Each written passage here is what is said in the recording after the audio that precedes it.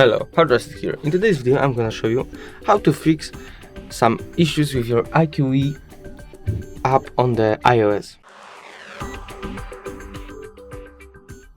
So, first you want to do is go to the App Store, go here, iQIYI, you get iQIYI, and maybe you just don't have the newest version of the app, so when I have the open bar, there should be update bar.